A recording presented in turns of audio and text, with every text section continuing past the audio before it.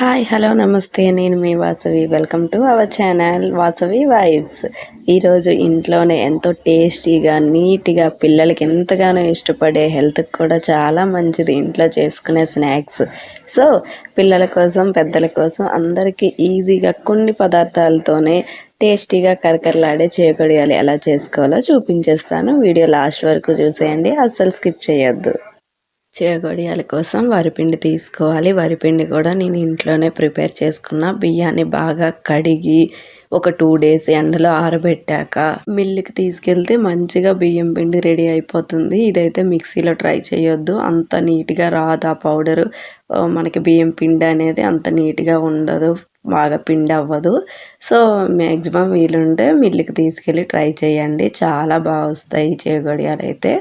ఇంకా నేను 1/2 కేజీ పిండికి 1 స్పూన్ సాల్ట్, 2 స్పూన్ల కారం తీసుకున్నాను. మీకు టేస్ట్కి తగ్గట్టుగా మీరు తీసుకోవచ్చు. అందులోనే వేడి నీళ్ళతో కలుపుకోవాలండి, అప్పుడే మనకి చేయగొడియాలు బాగా వస్తాయి. గోరువెచ్చని నీళ్ళతో మనం చూసారు కదా పిండి అంతా కలిసేటట్టుగా బాగా కలుపుకొని విస్కర్తో దేంతో స్పూన్తో కలుపుకొని ఒక 1/2 అవర్ పక్కన పెట్టుకోవాలి. 1/2 అవర్ పక్కన పెట్టుకుంటే మనకి ఈ పిండి అనేది అంత కొంచెం మెత్తబడుతుంది అండ్ వేడితనం కూడా తగ్గుతుంది కదా. అప్పుడు మనం హ్యాండ్స్తో బాగా కలుపుతూ మనకి డవ్ అనేది ప్రిపేర్ చేసుకోవాలి. డవ్ అనేది చూసుకోండి, వాటర్ అనేది కావాలంటే ఈ స్టేజ్లోనే కొంచెం కొంచెం కూడా యాడ్ చేయొచ్చు, బట్ ఎక్కువైతే వద్దు. చూసారు కదా వీడియోలో కనిపించినట్టుగా మనము చేయగూడెం చేయడానికి సాఫ్ట్గా ఉన్నట్టుగా అయితే సరిపోతుంది. మరి చేతికి అతుకుపోయి పల్చనైపోతే చేయగొడియాలు రావు అస్సలు.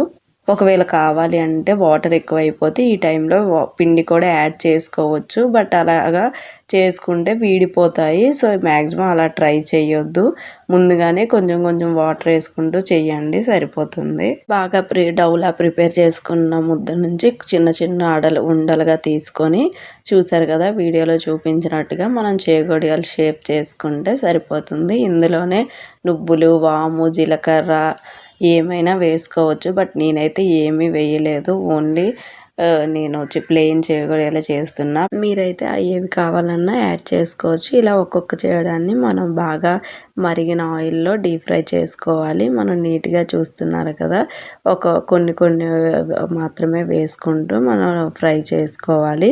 మనకు ఫ్లేమ్ అనేది మీడియం ఫ్లేమ్లో ఉండాలి, మరీ హై అయినా పాడైపోతాయి, అలానే లో అయినా కూడా ఆయిల్ ఇలా అయిపోతాయి. సో మీడియం ఫ్లేమ్లో చూసుకుంటూ మనకు ఆయిల్కి సరిపడేలా వేసుకొని మనం ఫ్రై చేసుకోవాలి. అవి అనేది మనకి గోల్డెన్ కలర్లోకి వచ్చాక మనకి రెడ్ కలర్లా మారుతాయి. ఆ టైంలో మనం చూసారు కదా వీడియోలో కనిపించినట్టుగా ఆ కలర్కి వచ్చినప్పుడు తీసుకుంటే మనకి టేస్టీ కరకరలాడే చేయగలిగాలి రెడీ అయిపోతాయి.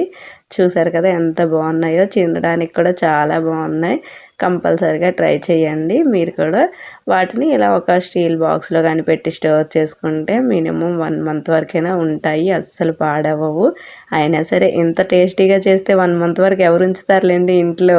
కంపల్సరిగా మీరు కూడా ట్రై చేయండి. ఇలాంటి మంచి మంచి హోమ్ మేడ్ రెసిపీస్ కోసం మన ఛానల్ని సబ్స్క్రైబ్ చేసుకోండి. మీకు వీడియో నచ్చితే ఒక లైక్ ఇవ్వండి. అలానే మళ్ళీ మంచి వీడియోతో కలుద్దాం. Bye bye.